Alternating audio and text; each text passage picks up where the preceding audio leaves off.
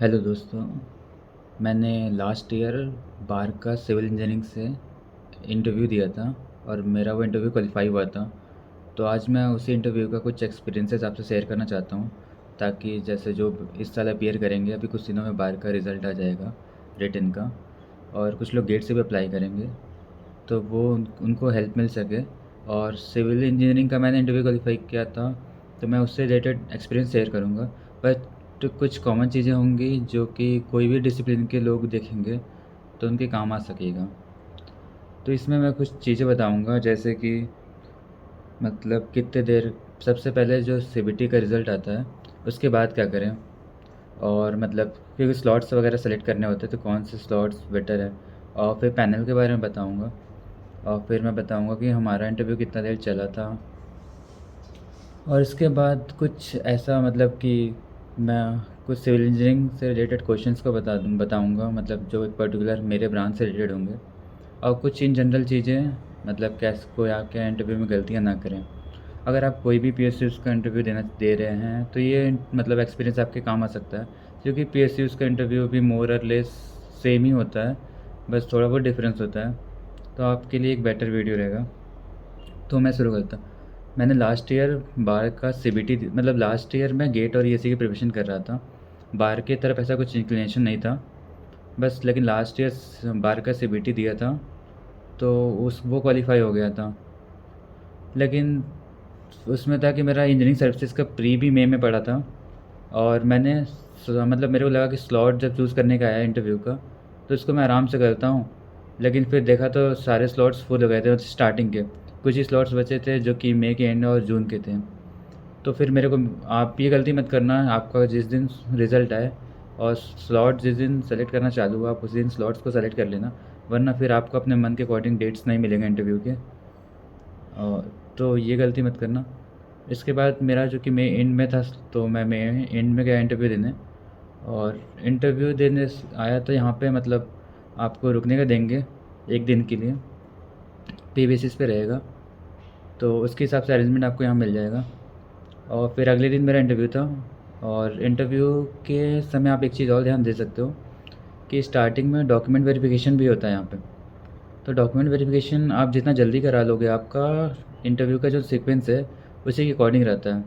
मैंने स्टार्टिंग में document verification करा लिया था, तो जो मेरा इंटरव्यू था वो मतलब लंच से पहले हो गया था।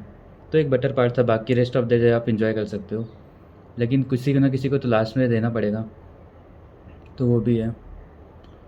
उसके बाद चूँकि मेरा इंटरव्यू आया, तो मतलब पैनल था, पैनल में कुछ 7-8 लोग थे। एक रेक्टेंगुलर टेबल था, उसी के एक अराउंड लोग बैठे हुए थे। और एक सेंटर, मतलब एक पैनल के हेड होते हैं जो कि सेंटर में होंगे। तो एज एक्सपेक्टेड, जैसा कि किसी भी इंटरव्यू में मैं आप लोग उम्मीद करते होंगे, मैं भी प्रिपेयर करके गया था कि जाऊंगा, थोड़ा सा इंट्रोडक्शन वगैरह पूछेंगे और इंट्रोड्यूस करने के लिए बोलेंगे, तो उसके अकॉर्डिंग मैं प्रिपेयर करके गया था।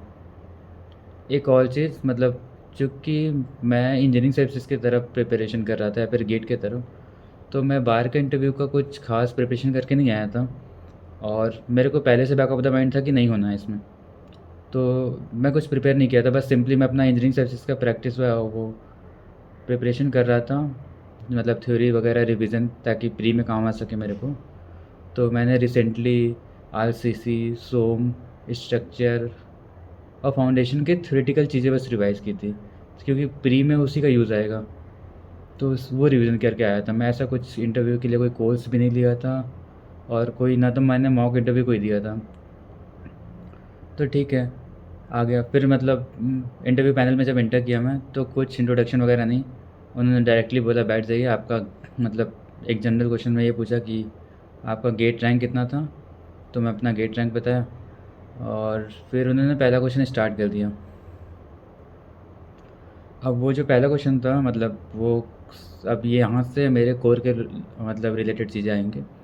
तो जो पहला क्वेश्चन था वो था मतलब कुछ रेनफोर्समेंट बार से रिलेटेड, कि हम मतलब स्टील ही क्यों यूज़ करते हैं, मतलब ऐसा एक क्वेश्चन था। तो मैं बताया कि मतलब स्ट्रेंथ टू वेट रेशियो वगैरह ज़्यादा होता है इसका। तो लेकिन बोले कि नहीं, कुछ और स्पेसिफिक बताओ, ये तो जनरल चीज़ें होगी। तो मैं नहीं बता पाया था।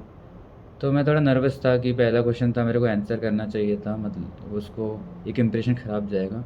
लेकिन ठीक है, मुझे बैक ऑफ द माइंड कोई उम्मीद नहीं था, तो मैंने लेट गो किया, मतलब उतना नर्वस भी नहीं हुआ क्योंकि मैं उम्मीद ही लेके नहीं आया था। तो फिर सेकंड क्वेश्चन पे मूव किया। तो जो सेकंड क्वेश्चन था मेरा, वो था, उन्होंने एक कैंटिलीवर बीम, मतलब पहले पूछा मुझसे आपको कौन कौन से सब्जेक्ट्स पसंद हैं। तो मैं सिक्वेंसली अरेंज किया कि मतलब मेरे को फाउंडेशन आता है, और फिर फाउंडेशन बताया था, फ्लूइड बताया, फ्लूइड भी नीचे रखा था मैं, फाउंडेशन बताया था और सोम बताया था, और फिर मैंने आरसीसी रखा था, फ्लूइड को और नीचे रखा था। इस तरह अरेंज किया था। लेकिन उन्होंने मतलब नीचे से ही चालू कर दिया सीक्वेंसिंग, क्योंकि मतलब उन्हें उससे मतलब नहीं है आप सीक्वेंस क्या कर रहे हो। आप मतलब बता रहे हो कि आपको कोई सब्जेक्ट पसंद है तो वो किसी से भी पूछ सकते हैं आप उसमें से। तो मैं डिटेल में बताता हूँ एक एक करके क्वेश्चंस जो मेरे से पूछे गए। तो ये जो सेकंड क्वेश्चन था वो मेरा था कि कैंटिलीवर बीम दिया था, उन्होंने बोला था इसका डिफ्लेक्शन और स्लोप निकालो, किसी भी मेथड से तुम निकाल सकते हो। तो मैंने वो फाइंड किया। तो बोले जिस भी मेथड से निकालोगे आप उस मेथड को एक्सप्लेन कर देना हमें, मतलब उस मेथड का वर्किंग प्रिंसिपल वगैरह, और फिर उसका स्लोप एंड डिफ्लेक्शन फाइंड करो। तो मैंने वो फाइंड किया। फिर उसके बाद उन्होंने बोला कि ठीक है, आप स्लोप एंड डिफ्लेक्शन फाइंड कर लिया, इसका बीएमडी वगैरह भी बनाने को बोला था, बीएमडी एसएफडी बनाइए, वो भी बना दिया था मैं। तो इसके बाद उन्होंने बोला कि मतलब इसका डिज़ाइन कैसे करेंगे, इसका जो क्रॉस सेक्शन होगा इसका सिंपली रिइंफोर्समेंट का डिटेलिंग बताइए, कहाँ आप रिइंफोर्समेंट डालेंगे, क्या क्यों नहीं डालेंगे, मतलब और मतलब किधर, मतलब जैसे कि सिविल के कोड से रिलेटेड चीज़ होगी, मतलब जहाँ पे टेंशन होता है वहाँ पे रिइंफोर्समेंट देते हैं। तो वो बेसिकली ये चेक करना चाहते थे। तो कैंटिलीवर में ऊपर टेंशन होता है तो हम ऊपर रिइंफोर्समेंट देंगे, और चूँकि मिनिमम रिइंफोर्समेंट देना होता है हर एक कॉर्नर पे, तो वो भी देंगे हम। तो ये मेरा इस तरह से फर्स्ट क्वेश्चन भी था।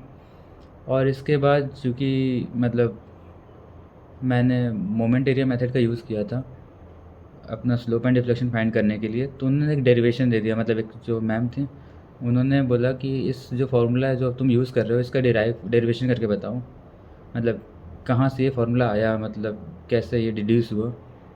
तो उसमें एक वो है रेडियस का कर्वेचर का रिलेशन स्लोप से, और उसका डेरिवेशन आपने पढ़ा होगा। तो उसको डिराइव किया मैं। उसमें मैं फंस रहा था बीच में क्योंकि मुझे एक्चुअली एग्जैक्ट रिलेशन नहीं पता था। लेकिन फिर उन्होंने हेल्प कर, पैनल बहुत सपोर्टिंग पैनल रहेगा, आप कहीं भी अटकोगे उन्हें कुछ फ़र्क नहीं पड़ता, वो आपको हेल्प करेंगे किसी तरह भी, आप ताकि जंप कर सको। तो कुछ पॉइंट्स ऐसे भी थे जहाँ मुझे नहीं आया था, तो मैं बोल दिया सर यहाँ ये मुझे नहीं आता, बोले ठीक है इसके आगे आप बताइए, इसको छोड़ दीजिए। तो ऐसे भी आप कर सकते हो, इसका कोई नेगेटिव इम्पैक्ट नहीं पड़ रहा। तो इस तरह से मेरा ये सेकंड क्वेश्चन ख़त्म हुआ। फिर जो मेरा थर्ड क्वेश्चन था वो था कि उन्होंने एक वो दिया, मतलब मुझसे पूछा कि फुटिंग डिज़ाइन करने आता है। तो मैं पहले डिनाई कर दिया कि नहीं आता है, मतलब ढंग से नहीं आता। तो फिर उन्होंने एक साइन पोस्ट बना के दिया। साइन पोस्ट का बोला कि इसका एक फाउंडेशन होगा कुछ भी, साइन पोस्ट पे विंड लोड लग रहा है, डेड लोड लग रहा है, और इसकी फुटिंग को डिज़ाइन करूँ। तो चूँकि मुझे आता नहीं था, कॉन्फिडेंस भी नहीं था, लेकिन मैं स्टार्ट किया क्योंकि मैं थ्योरेटिकल चीज़ें पढ़ के आया था प्री के लिए। तो थ्योरेटिकली मैंने स्टार्ट किया, और फिर मतलब स्टार्टिंग से जैसे मतलब किस तरह से लोड लगेगा, साइन पोस्ट का विंड लोड लगेगा, तो उस पर मतलब कंप्रेशन और टेंशन भी आएंगे। तो और बेसिक सॉइल प्रेशर डेवलप होगा, सॉइल प्रेशर का डायग्राम बनाया मैं, डिज़ाइन सॉइल प्रेशर निकाला। फिर उसके बाद उसके अकॉर्डिंग मतलब डिफ्लेक्शन और बेंडिंग का मतलब सारे स्टेप्स जो जो होते हैं उसको मैं प्रोसीड किया। मुझे पता नहीं था मुझे फाइनली रिज़ल्ट निकलेगा कि नहीं, लेकिन मैं प्रोसीड करता गया, स्टेप्स दिखाते गया। और फिर सारे स्टेप्स दिखाने के बाद फिर मैं आया कि हाँ इसके बाद बेंडिंग मोमेंट निकालेंगे इस लोडिंग से, और उसके बाद शियर फोर्सेस निकालेंगे और उसको फिर डिज़ाइन कर देंगे, मतलब जो भी मोमेंट आएगा और जो भी शियर आएगा उसके लिए डिज़ाइन कर देंगे। ऐसा था। तो मतलब फाइनल मेरा आंसर नहीं निकला था, लेकिन मैंने सारे स्टेप्स उन्हें बता दिए थे। और इससे स्टार्टिंग में चूँकि विंड लोड का सवाल था, तो उन्होंने मुझसे विंड लोड पूछा था, मतलब कि विंड लोड कैसे कैलकुलेट करते हैं। तो मैं वो डिटेल में बताया था क्योंकि मेरा बीटेक प्रोजेक्ट विंड लोड पे था, तो लकीली वो मुझे आता था। तो मैंने वो डिटेल में उन्हें बताया था, मतलब कि विंड लोड में जो फैक्टर्स होते हैं K1 K2 K3 K4, और फिर उनके मतलब उसका मतलब पूछा था उन्होंने, और मतलब क्यों यूज़ करते हैं वो फैक्टर्स, इस तरह से। तो ये मेरा मतलब थोड़ा लंबा चला था, ये मेरा थर्ड क्वेश्चन था। और ये फिर एंड होता है, मतलब इसका फाइनल आंसर नहीं बता पाया मैं, लेकिन स्टेप्स बता दिया जो उनको जज करना था कि इसे स्टेप्स आता है कि नहीं, मतलब ये लॉजिकली डिड्यूस कर सकता है कि नहीं। तो हाँ, बेसिकली यहाँ से मैं एक पॉइंट भी आपको नोटिस कराना चाहता हूँ कि उन्हें इस बात को नहीं चाहिए कि आप उनको ऐसा स्टूडेंट नहीं चाहिए कि वो रटा हुआ है डायरेक्टली वो फार्मूला बता दे, आंसर दे दे। उन्हें ऐसा चाहिए आप सिक्वेंसली रीजनिंग के साथ आप प्रोसीड कर रहे हो कि नहीं। तो इस बात को आप ध्यान देना, मतलब आप ऐसा कर रहे हो, फाइनल आंसर नहीं भी आ रहा तो कोई दिक्कत नहीं उन्हें। और इसके बाद ऐसा था कि मतलब ये था, लेकिन मैं फाइनल डिज़ाइन नहीं कर पाया था, तो उन्होंने बोला था कि आपको प्रॉपर फुटिंग का डिज़ाइन नहीं आता। तो मैं यहाँ मेरे को लगा था कि शायद गलत इंप्रेशन पड़ रहा है क्या, लेकिन ठीक है। इसके बाद मतलब मेरा जो चौथा क्वेश्चन था, फिर उन्होंने बोला कि आपको ठीक है चलिए, आरसीसी सोम हो गया, आरसीसी हो गया, आपको प्रॉपर फुटिंग का डिज़ाइन नहीं आता है। तो बोले कि और कौन सा सब्जेक्ट आता है, फ्लूइड आता है। मैं बोला हाँ फ्लूइड तो आता है, मतलब फ्लूइड भी मेरे को अच्छे से नहीं आता था, क्योंकि फ्लूइड में जो टर्बुलेंस वाला पार्ट है वो मेरा बहुत वीक है। तो मैं मतलब उतना पढ़ने में अच्छा था नहीं, तो फिर वो सारी चीज़ें मेरे को अच्छे से आती नहीं थी। लकली था कि विंड लोड में पूछा कि मेरा विंड लोड में बीटेक प्रोजेक्ट था, तो प्रॉपरली लक पे गया ये। और फिर फ्लूइड में आया, तो फ्लूइड में उन्होंने मतलब पहले क्वेश्चन पूछा था कि मान लो एक शिप है और प्रॉपरली वेल डिज़ाइंड है, वो एक मतलब जब समुद्र में जाता है तो वो डूब जाता है, तो क्या रीज़न्स हो सकते हैं उसके डूबने का। सब चीज़ सही है शिप में, तो ये मेरे को समझ ही नहीं आ रहा था, जब सब चीज़ सही है तो डूब क्यों रहा है शिप। तो मैं मतलब आउट ऑफ बॉक्स कुछ सोचने की कोशिश किया, मतलब कि शायद मास को हम चेंज कर रहे हैं, मतलब किस मास डिसलोकेट कर रहे हैं, किसी एक पॉइंट ज़्यादा मास को रख दे रहे हैं हम, मतलब यूनिफॉर्म डिस्ट्रीब्यूशन हटा के। तो उन्होंने बोला ऐसा कुछ नहीं है। फिर उन्होंने खुद थोड़ा हिंट दिया कि मतलब स्टेबिलिटी से रिलेटेड चीज़ें सोचो। तो फिर भी नहीं सोच पाया, तो मैं मतलब छोड़ दिया, नहीं आता। तो फिर उन्होंने पूछा कि स्टेबिलिटी ऑफ शिप कैसे डिफ़ाइन होता है। तो मैं बताया कि वो जीएम की वैल्यूज़ होती हैं और उस ग्रेटर दैन होना चाहिए। तो फिर उन्होंने उसी चीज़ को डिटेल में पूछा, तो फिर ये पढ़े होंगे आप लोग फ्लूइड में, तो वो चीज़ बताया मैं। फिर इसके बाद उन्होंने मतलब ये तो हो गया थ्योरेटिकल पार्ट। फिर इसका एप्लीकेशन से रिलेटेड क्वेश्चन पूछ दिया कि मान लो एक शिप है, एक नॉर्मल वाटर है, एक सॉल्टी वाटर है, ठीक है। तो अगर दो शिप है तो मतलब किस में ज़्यादा स्टेबल रहेगा, किस में कम स्टेबल रहेगा। मतलब इसी बेस थ्योरी के बेसिस पे, जो थ्योरी मैंने पढ़ा था इसके बेसिस पे तुम बताओ प्रैक्टिकली कि किस में ज़्यादा स्टेबल रहेगा। आंसर तो मुझे पता था कि सॉल्टी वाटर में ज़्यादा स्टेबल होगा, लेकिन मुझे इस थ्योरी के टर्म्स में बताना था कि क्या मतलब कैसे उसका जीएम वगैरह ज़्यादा हो जाएगा तो फिर वो स्टेबल होगा। तो ये चीज़ मैं एक्सप्लेन कर गया था, मतलब मैं उनसे टाइम लिया था, मेरे को कैलकुलेशन करने का टाइम दीजिए। तो फिर उन्होंने दिया था टाइम, तो मैं इस चीज़ को एक्सप्लेन कर ले गया था। तो उनको ये अच्छा था, मतलब लास्ट में उन्होंने बोला कि हाँ तुमने इसका अच्छा आंसर दिया।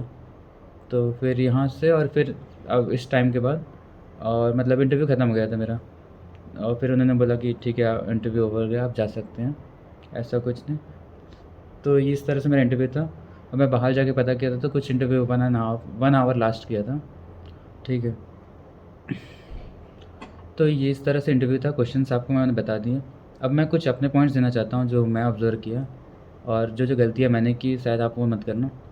तो मेरे को जो रियलाइज़ हुआ कि इंटरव्यू कमेटी आपको बहुत सपोर्ट करेगी, आपको नर्वस होने की बिल्कुल ज़रूरत नहीं है। कुछ नहीं आता आप उनसे पूछोगे तो वो हेल्प कर देंगे बीच में। और आप कहीं अटक रहे हो तो इससे कुछ घबराने की बात नहीं है। मैं एक भी क्वेश्चन का ढंग से फाइनल आंसर नहीं दिया था लास्ट क्वेश्चन को छोड़ के, लेकिन मैंने स्टेप्स बताए थे, उसी के बेसिस पे मे बी मेरा सिलेक्शन हुआ हो। ये सेकंड पॉइंट हो गया। और दूसरा मतलब यहाँ के टीचर से बात करने पर पता चला, टीचर्स का कहना है कि हम बच्चों का डेप्थ नॉलेज चेक करते हैं, हम बहुत आउट ऑफ द बॉक्स या फिर याद करने वाली चीज़ें नहीं पूछते, मेमोरी बेस्ड चीज़ें, जिससे बच्चा मतलब जैसे बच्चों को याद करना, जैसे बहुत सारे नॉर्मल इंटरव्यू में पूछते हैं कि ये इसकी वैल्यू कितनी है, उसकी वैल्यू कितनी है, तो वो सारी चीज़ें नहीं पूछा गया यहाँ पे। तो आपको उसके लिए परेशान होने की ज़रूरत नहीं है। बस जो भी सब्जेक्ट्स आपको आते हैं, जितने आते हैं, आपको मतलब प्रॉपर डिटेल में आना चाहिए वो, और उसको आप एक्सप्लेन कर पाओ, तो ये बेटर पार्ट रहेगा। और इंटरव्यू कितना देर चलता है, कितना देर नहीं चलता है, इससे भी कुछ ख़ास फ़र्क नहीं पड़ता है, समझ रहे हैं। मतलब बहुत ज़्यादा देर भी चल रहा है तब भी सिलेक्शन नहीं होता है, कम देर चला तब भी सिलेक्शन नहीं होता है, तो इसका कुछ नहीं कर सकते आप। और इसके प्रिपरेशन के लिए मैं तो बोलूँगा कि आप थ्योरेटिकल नोट्स को अच्छे से रिवाइज़ करके आओ, क्योंकि जैसे आप देख रहे हो आरसीसी, सोम, इन सब्जेक्ट्स फ्लूइड, सॉयल को भी, इनको आप थ्योरेटिकली रिवाइज़ करके आओ। आपको न्यूमेरिकली लगा करने की ज़रूरत नहीं है, बस आप थ्योरेटिकली रिवाइज़ करके आओ, ताकि आप स्टेप्स तो एटलीस्ट बता सको और चीज़ों को टच में रहो। और कुछ ख़ास एक्स्ट्रा करने की ज़रूरत नहीं है आपको इसके लिए। तो यही था। और कोई सजेशन मतलब, और ये इस इंटरव्यू से आप केवल बाहर के लिए नहीं, मतलब किसी भी इंटरव्यू को देने जा रहे हो तो उसका एक अच्छा एक्सपीरियंस होगा। और दूसरा बात ये कि सीबीटी के स्कोर के बेसिस पे कुछ जजमेंट नहीं होता। मेरा सीबीटी का स्कोर जितना मिनिमम हो सकता था कट ऑफ पे उतना था, उसके बाद भी सिलेक्शन हुआ है। और कुछ मेरे दोस्त थे जिनका मतलब सीबीटी स्कोर मेरे से काफ़ी अच्छा था, फिर भी उनका सिलेक्शन नहीं हुआ। तो उससे बिल्कुल फ़र्क नहीं पड़ता। आप ऐसा नहीं कि सीबीटी स्कोर कम है तो इंटरव्यू देने ही ना हो, तो एक अपॉर्चुनिटी मिस हो सकती है आपसे। तो ट्राई करना आने का। All the best.